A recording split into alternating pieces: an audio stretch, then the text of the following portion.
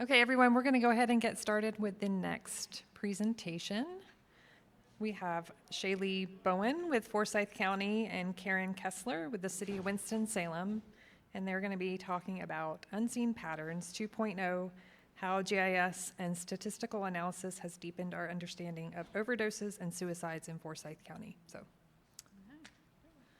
Good afternoon. So some of you I know in the audience have at least seen Unseen Patterns version 1, which was last year was our first year of releasing Unseen Patterns to the public, which was our overdose story map. So we focused at Forsyth County around our EMS data, and Unseen Patterns was a big partnership between my department, which is Map Forsyth, and our county's behavioral health department, as well as our EMS is where we got the data. And then Karen with City County Planning came in later once we had already kind of released to the public to do some more of analysis. So she'll share that as we're going to kind of do what the last presentation did and go back and forth. But throughout this, I'll kind of share where we are in 2024, how it differs from 2023, and then at the end I'll share some of the real life things that have come out from this data and how it's actually being used in our community for some betterment. So like I said, we are in year 2 of what we call Unseen Patterns, which is our overdose story map. We did see an increase in overdoses in 2024 over 2023. So there's been 1,740 overdose calls to EMS. So again, this does not include our hospital calls, like anyone that goes directly to the hospital or someone drives them. These are just emergency calls. And then last year in 2023, well, 2 years ago, is it already 2025? Sorry. There was 1,583 calls. And so the way that Unseen Patterns works and the way that the other story map I'll show you here shortly works is it's a combination of maps, dashboards, and information for the public about things like overdose prevention and signs for suicides and that kind of information. But for brevity's sake and the fact that we're at a GIS conference, I will focus on the maps.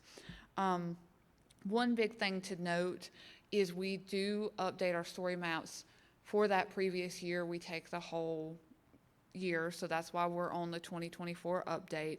But we update our dashboards like the one you'll see here every quarter. And so what we do throughout the year is we're actually tracking trends in our overdoses. And so a couple of those things came out. And when we went to map for 2024, we're like, oh, it was significant for the entire year. One of the things that came out is this funny little zip code that I'll show you on the map. It's 27103. For 2023, nothing was coming up in overdoses. It was kind of mid-level. It is a more populated area in the city, so you're going to see overdoses, but it just wasn't significant. But then as we went through 2024, the numbers tripled in that zip code. And so I'll go ahead and show you the map for 2024. It came up as one of our top 3.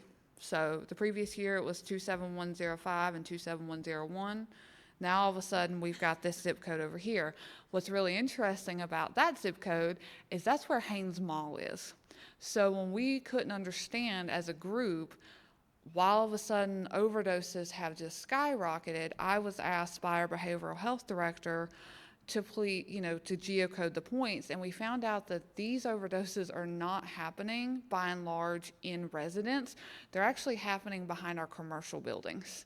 And so we have a whole different thing along our road network as well, which is one conversation that we're having and are continuing to grow our data to see if we can find out how many people were residents and not residents of Forsyth County, because we do seem to be also bringing in people from outside that are overdosing in our commercial areas.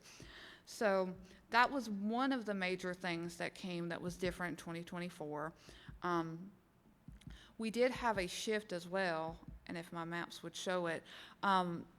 Previously, last year, we had a lot of opioid-related overdoses in our rural communities to the north. It looked like it was our older populations, issues with medication, things like that, when we're looking at like the actual proportion of opioid overdoses. However, this year, it seems to really follow our highway corridors. It's important to mention, sorry, I normally give this caveat up front, because there are some limitations to EMS data. It only looks like opioids account for like 18% of the overall overdoses in the community. We know that's an underrepresentation for multiple reasons. One, there's a high percentage, it's 34% in 2024, of unknown substances. That's because EMS is trying to save the person's life, not figure out what the substance is on their coffee table. So we know there's probably a good chunk of that. Also, opioids could be a contributing secondary substance, and a lot of these records do depend on the patient or their family member or friend telling EMS what they did, which means if there's something in that substance and they don't know that it's in there, we don't know. So I will say, by and large, opioids are underrepresented in our population. Okay, so here we go. Our 6 zip codes this year are following very much, and you'll see the map of our actual highway corridors coming up in Karen's part, but it follows kind of our 5240 corridors in the community. That's not the right map. Thank you, Story Map. That's my male-female comparison map. I don't know why it's coming up now. Technology, live demos, aren't they fun? So our naloxone utilization, so does everyone in the room know what naloxone Narcan is? My county people better, because they get training on it. But yes, so reverses only opioid overdoses. So you shoot Narcan up someone's nose and they have not had an opioid, it's either not going to work or they're going to think it's going to work because they're tricking themselves into thinking it worked, right? So actually the amount of naloxone administrations has went down in our community significantly. However, it seems like we are tending to use naloxone more in the appropriate situations, because we have had a stark increase in overdoses and overdose contributing substances that are not opioids. And the most notable is alcohol. It went, in 2024, it went up by 4.5 times in our community. So all of a sudden, alcohol becomes this huge thing that we weren't even focusing on when we first started working through this project. My men in the room, I need some explanation to why I look at 6 years of data and every year 72% of our overdose fatalities are males. To the T. Cannot figure it out. I keep thinking I have the wrong data. 5 years in a row, 72% of fatalities are males in our community. Never fails that exact percentage year after year. And then it tends to be 25 to 44, but it's getting followed closely in 2024 to our 45 to 64 year range people. Still don't know why I'm not changing maps. So now that I've given all the nasty things like, hey, our overdoses went up, we've got this zip code with all these new overdoses and overdose types that we hadn't seen before, we did get good news as Forsyth County, and it was something that we were really proud of, because we've worked a lot on our Narcan Narcan vending machines and bringing it out into the community. We witnessed our fatalities go down both on the EMS side, but also the hospital and state average side. So when we started this project, the latest state data was 2022, and we had surpassed their rate. We were at 47.6 overdose deaths per 100,000 residents. The state average was only 38.5. So we just completely were overtopping the state. But then by 2023 and throughout, while we were studying and working actively and getting Narcan and education out to the community, we are now slightly under the state average. And it was a huge deal for us to find that out. So Good news. Okay, my fellas, one more thing. You're also always 2/3 of our overdose calls within the county. So we have a demographics very specific. Our men, our white men in particular, and if you're the age 25 to 44, I'm looking at you, Josh. I'm just kidding, Josh. I had to pick on him. He should have known sitting there and I could see him that I was going to pick on him. Every year we do look at the contributing substances for the males versus females.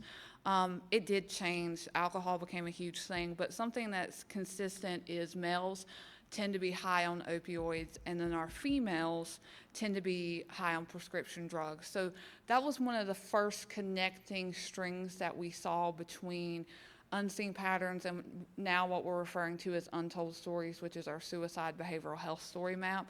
Is when we actually had our public session, when this was first published, people were like, well, how many of that prescription overdoses were suicide attempts? And so we are at the data that we now have can link the two, and by and large, it is suicide attempts, especially with our female population.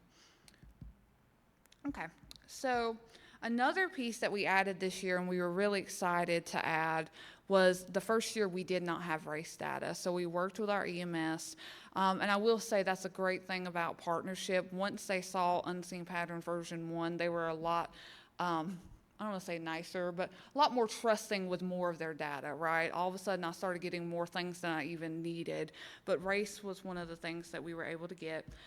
I do like to point out that our dashboards always also work as a way to just let people know about the community. So this is just a simple table showing the racial breakdown by our 3 largest racial groups, white, black, and Hispanic, so that you know when you look at these maps if they're punching above or below their weight class, right? If you have high overdoses, but you're also 95% of the population in that zip code, you know, that's one thing. But if you have high overdose rates and you're only 5% of the population in that zip code, then that's a whole nother issue. So what we see, and I'll be quick about this because I got to get to Karen's cool stuff, is for our white population, they do by and large show up in kind of where they are 80% of the population. So these zip codes right here in the dark blue, they do as a whole contribute to 60% of our overdose calls annually totally. So even in areas where it's light, there's still a huge presence in our white population. And then again, the males were basically all the fatalities. So pattern wasn't very different. Same with our black population. Patterns stayed kind of where they are, either the majority or a large minority.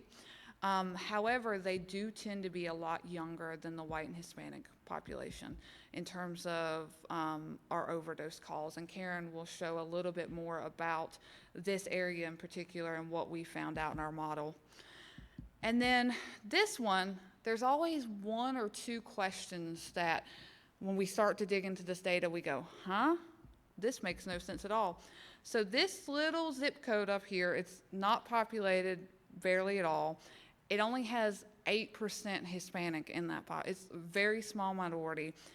Could not tell you why they have overdoses at that level in that zip code, but it's something that we are actively tracking in that quarterly data that we have. So we get more answers and more questions as we go along, but with that, I'm going to move over to Karen to talk about our model.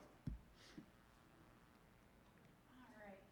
So one of the reasons that I was brought in after Mapper Science completed their story map and just the general public release of it, Shaylee and I were talking, and we were looking at some of the data and some of the unusual things, and we felt like there has to be something that we can do to kind of move us out of this kind of reactive, move us into the more proactive, where we're looking for hot spots either as they are occurring or before they are occurring. So what we decided to do was we wanted to make a model. The first thing, we wanted to create a geostatistical hotspot and then pull up that hotspot and be like, okay, what's underneath this? And so with planning and development services, I brought in the zoning data, the development data, and the land use. And And then that just left us with the people. Well, everybody can download census data. And so with that, we were like, okay, this is something, once we get it done, it can be accessible to other jurisdictions should they want to repeat this. But we were really interested kind of in this intersection of, can we identify factors that could predict these future hotspots? So we went through our hotspot analysis. We did multiple iterations of it, multiple statistics, get a sword, Moran's eye, nearest neighbor. We changed our bin size, our neighborhood size, our grid cell size, and some statistics work better with certain types of data. But at the end of the day, we landed on this map, and what we found was that with our choropleth map that we had already created, this seemed to correlate very well, and we could see these two hotspots right here in the center. They were showing very prominently along our US 52 corridor. So once we kind of got our method down for how we were going to calculate this hotspot, we wanted to see if this is changing over the years. Is it just moving around? Is it completely random? Is it pretty solid with a couple little areas popping up? And what we found with overdoses is, I mean, that's pretty solid. I mean, that's got a little bit of perfume in it. We do have this kind of intermittent hotspot that pops up here in the northwest. That's around the Pythagoras area. For anybody who's familiar with Forsyth County, we don't really know why. There are some multifamily housing there that do have some calls, but there's no obvious reason. We also have noticed that there is a hotspot over Kernersville, but it seems to kind of change pretty drastically, and it looks like it's getting smaller. And it is and it isn't. Part of the reason is some years it was a lower call volume. Other years it was just a more confined space where those calls were being originated. And then in 2024, we had this Rule Hall hotspot that just pretty much popped out of nowhere that we're going to keep an eye on. So then we move into the general population survey. I mean, this is standard census stuff. We pulled a lot of different data types in, looked at all the different factors, but the first thing we did was we brought in our general population distribution. The problem that you can run into with these types of analyses is it doesn't matter what you're looking at. It can turn into a watered down population map if the people are reporting it. So it has to be where the people are at. Well, what we found was that 27105, 27101 that had our highest overdoses, they did not have our highest populations. They had very kind of mid-range populations. 27104, which had the highest population density, did not have the highest overdoses. So we really started to think we should be able to find some factors. We just have to figure out how to get to them and how to find them. We brought in the standard, the median income, median age, unemployment rate. Well, there is 27105 and 27101. Right down that US 52 corridor, they have the lowest two median ages in the county. They have the highest unemployment rates, and they have the lowest median incomes. So these are all factors that are typically associated with certain models and how to get to these socioeconomic concerns, and then with some of these call volumes. Next, we looked at land use. So we kind of figured, okay, we're getting to know our people who are in some of these places. What's on the land? So is this happening in urban, suburban, rural? Is it happening near a specific land use? Is it happening in commercial or residential? Well, I can tell you just sheer call volume, it is by far and wide, it is residential. These calls are being called to homes. So they're either multifamily or single family residential. Call volume is important because it is still resources. If you make a call, there still has to be a resource to respond. But then we get into density because we want to find not only where are the calls, but is there a particular type that's being disproportionately represented? And it changed a little bit. Single-family residential in most jurisdictions, by far and wide, the largest land use. As you can see, even though it was the highest number, it fell off in the density. But we were left with commercial as the highest generator, which is very important with what Shaylee was saying. When we're looking at Haynes Mall, that is a very dense commercial area. And also manufactured homes. It's not a large number, but it came up as having quite a bit of calls based on its size. We'll go through this really quick. So this is just our corporate boundaries. I mean, mean, there's not really a surprise. The largest urban area is pulling the most call volume. That's where most people are. And, but the interesting part is we do have rural haul showing up high. And that is showing up in our hotspots. So we're getting some confidence here that we were seeing that, and then we're seeing it here. So we're starting to see it in different places. This is the corridor where we were talking about our transportation. So these are just major freeways. We looked at a 1 mile buffer, so freeway, mile on each side. 80 or 68% of the calls came in 1 mile on each side of the freeway. You add another mile, you take it 4 miles across, you got 85% of the calls. So most of the calls are occurring along these corridors. So we got to talking about it, and we're like, you know, are we just Forsyth County? Do we have an overdose problem? Or do we have a diesel problem? Are people coming in here and overdosing in the county, but they are not from here?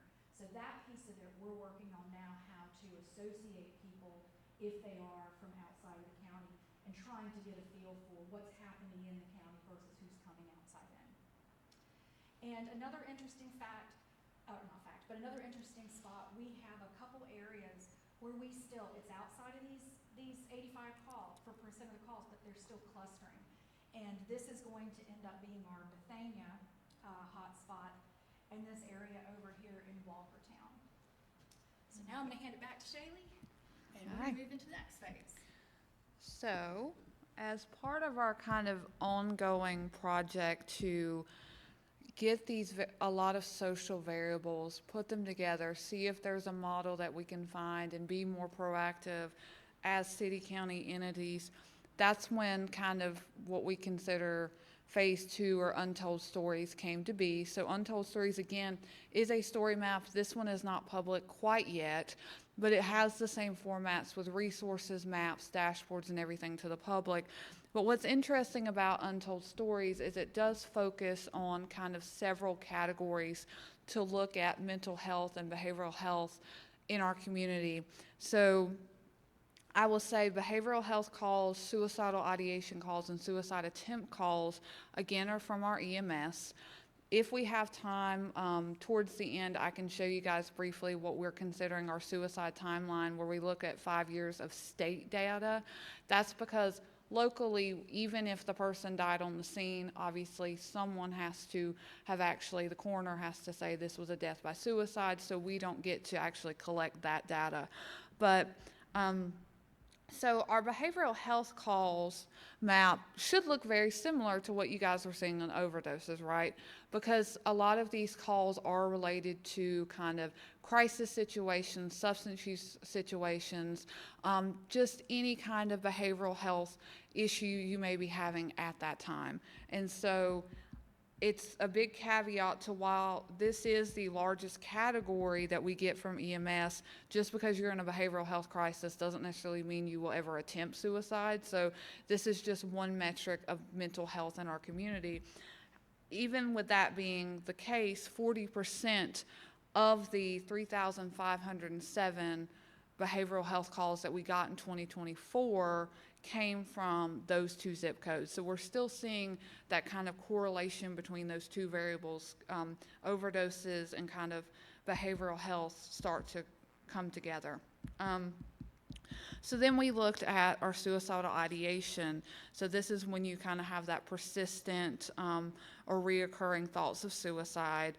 Again, people have to self-report that. So this is still going to be underreported. We know that. Someone has to tell us that they're having those thoughts. So there were only 219 suicidal ideation emergency response calls within Forsyth County in 2024.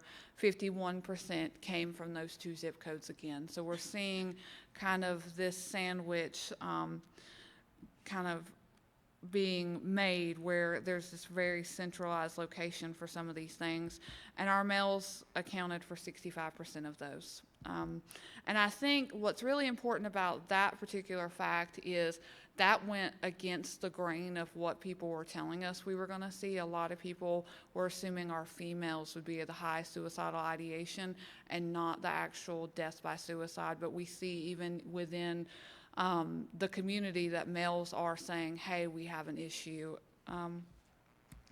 So then the last thing that we looked at with our EMS data was our attempt calls.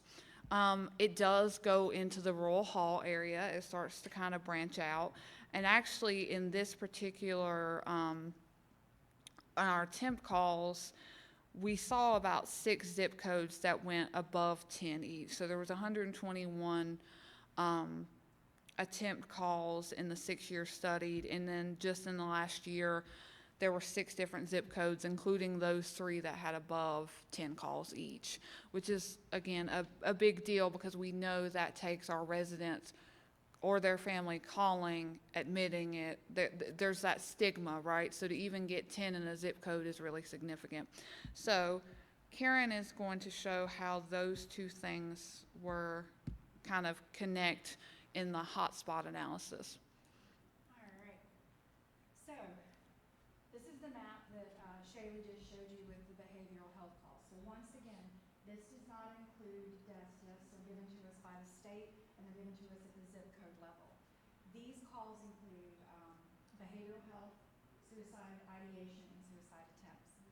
Again, we have our 27105, and this is call volume, and 27101, which is exactly the same that we saw with our overdose call volume and density. It also mirrors the markers that we identified with the lower median income, the low median age, high unemployment, and along the transportation corridor.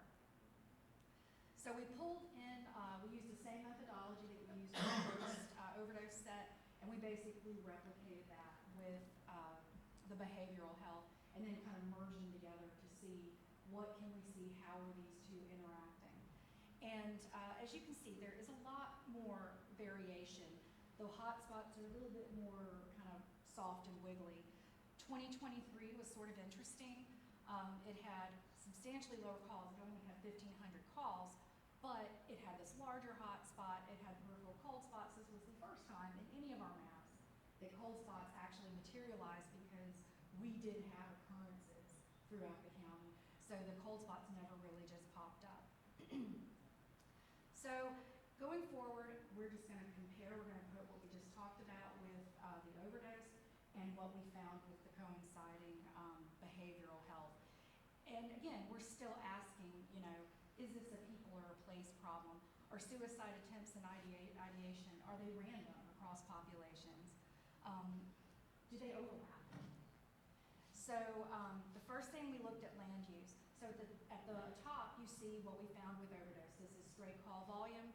Behavioral health had very close numbers, followed the same course. Multifamily, commercial, single family. So we're still getting called in call volume, mostly to residential homes.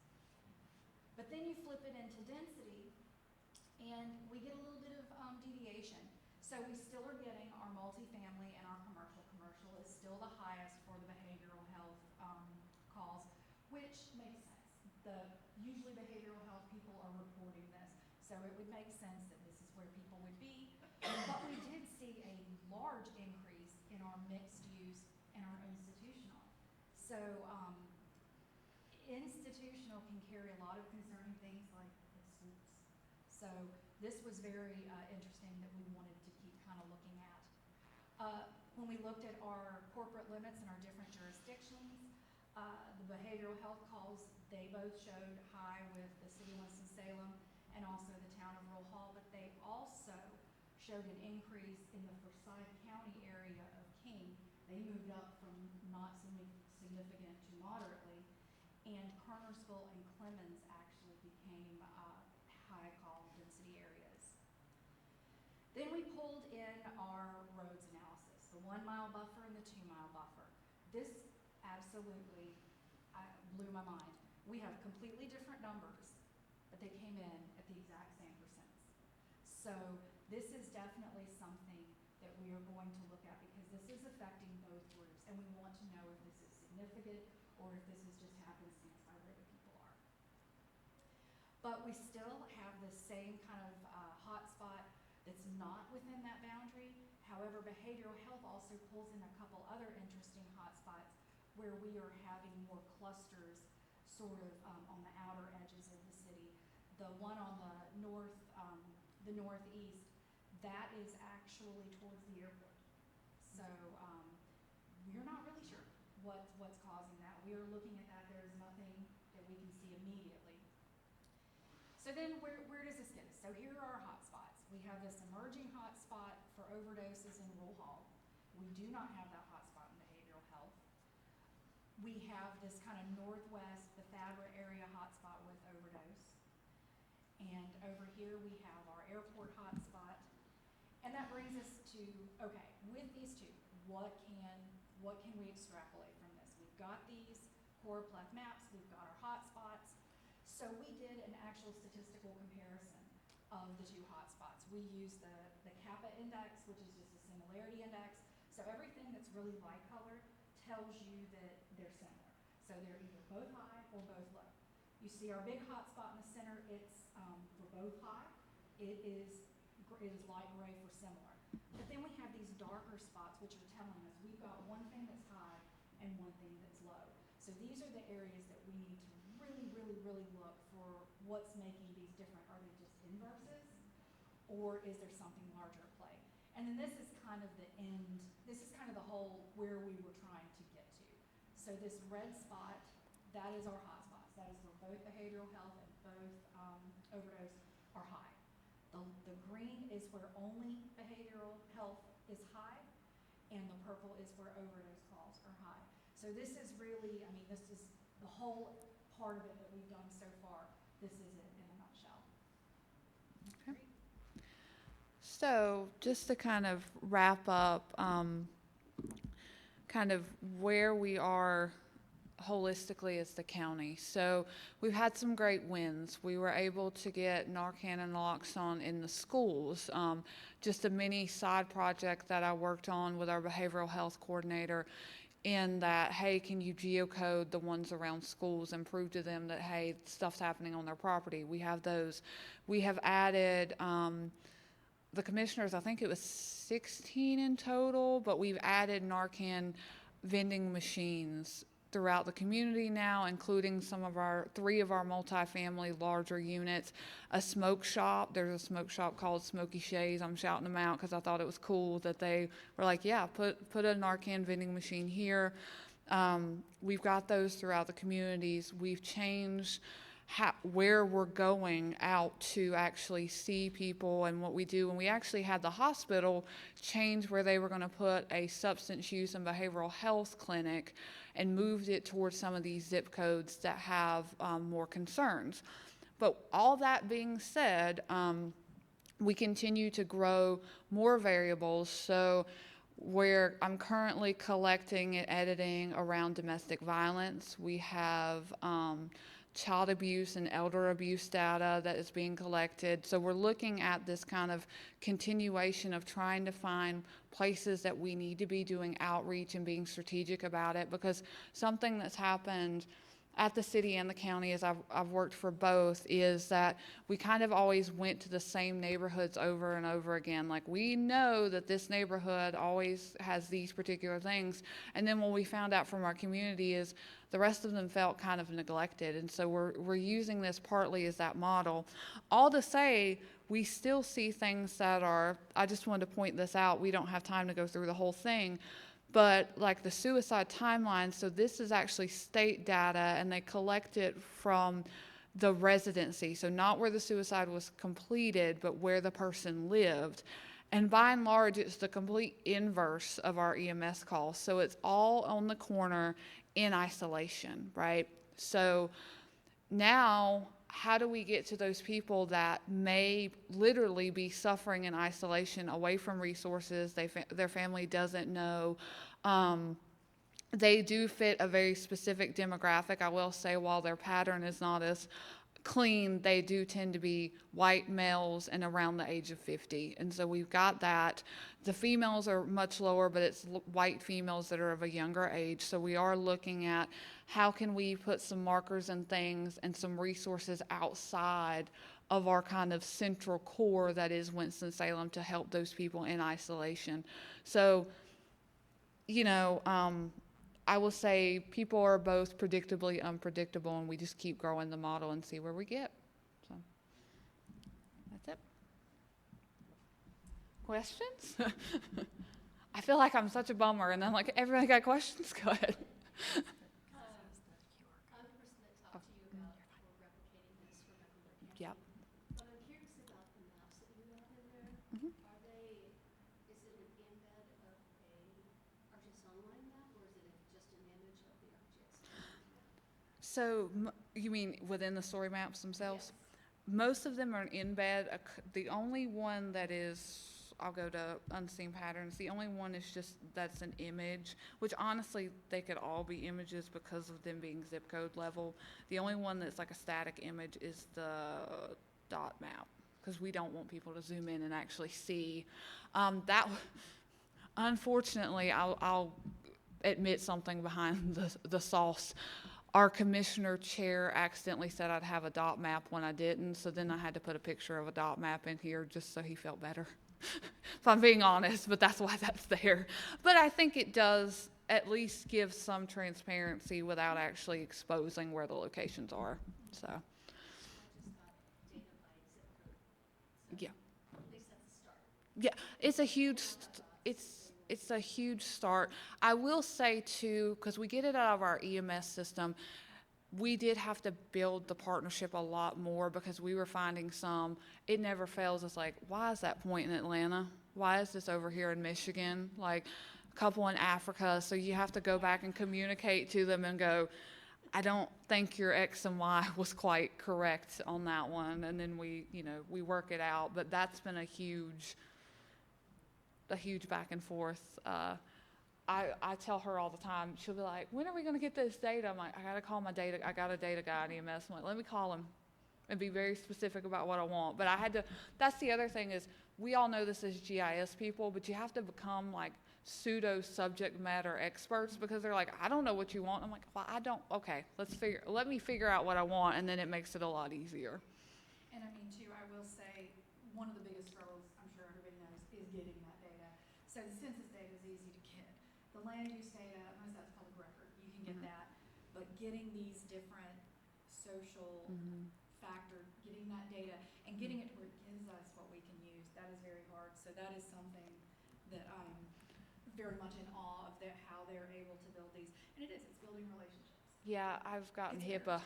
I've gotten HIPAA thrown at me, but I was like, I don't care who it is. Like, just just give me a zip code and numbers, and that's all I need. But yeah, HIPAA was a huge thing until I was able to prove with unseen patterns that we're not giving the public anything. We're just showing where it happens. They would never know who the person was.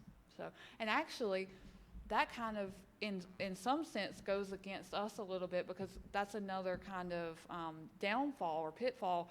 We don't know how many people are repeat offenders because I don't get their unique IDs. I don't know who they are. So if someone overdosed 30 times every day for that month, they still count 30 times over and over again. So, And you know. some of them are geocoded to their home, or is it the state? It's data? that, well, see, it's, the XY is normally where the EMS unit was. So it's typically not in their house. It would be like outside of the house. But some people, weren't they placed in their home zip code or something, even though that may or may not be where something happened? That's the state one. That's the state one. That's the state one.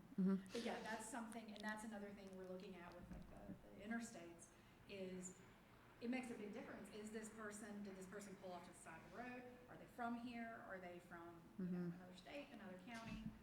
Yeah, and in like 27103, where they did their record was like behind a hotel in the bushes. So it's like someone, right, they came, they got a supply, and there was actually a particular hotel that we were able to narrow it down, or highly suspected that that's where the supply was coming from. And again, we were able to kind of communicate from the different departments. It's been a huge collaboration piece. It really has. So Jackie? when you do determine where the supply came from, is that something that you utilize with like the police department?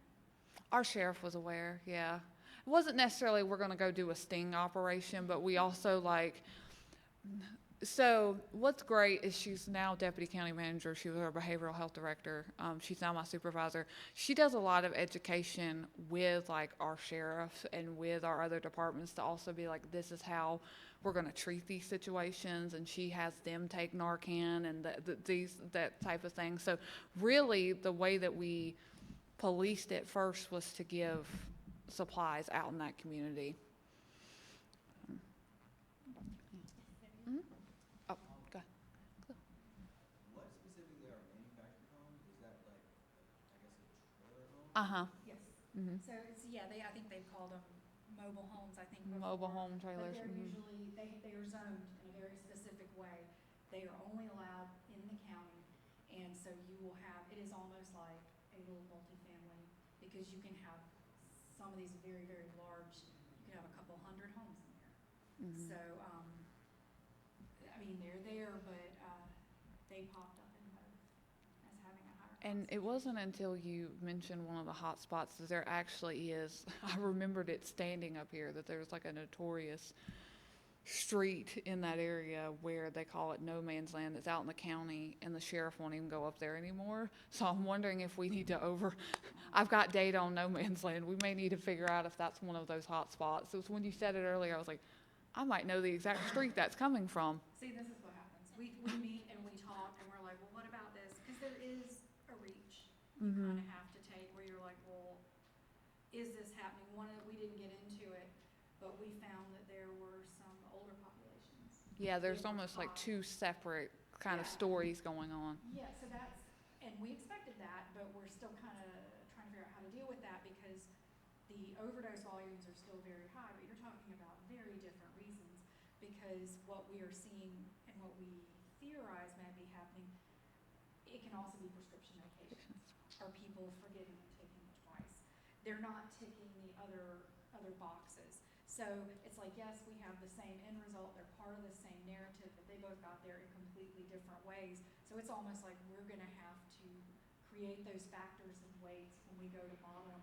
It's gonna have to be different. So I mean, it's gonna be a complex thing. Yeah. Thank goodness we're doing this longitudinal, we're working on this, what, 10 years? Yeah. Isn't it about 10 years? It feels like we're going to keep. We're only two, but, Yeah. But I mean, that's the pieces we're trying to bring in, and we're trying to bring, like she said, like the domestic violence, any kind of other data sets where, we can almost screen. So it's not gonna tell you, it's almost like a medical screening. It's not gonna tell you, this is gonna be here, but it's For gonna sure. say, you know what, you've got these factors. That could lead to Yeah. that. So you might wanna be cognizant of this. And the good thing, they're listening. Yeah. So Our representation is listening. communities are, they have actually, they're using what we're giving them, because a lot of times it has to get in front of the right person for it to really catch traction, and that's very exciting for Our us. ongoing joke is we know when the news doesn't have a lot of stories because they call us and ask us about what's on the dashboard and what's happening.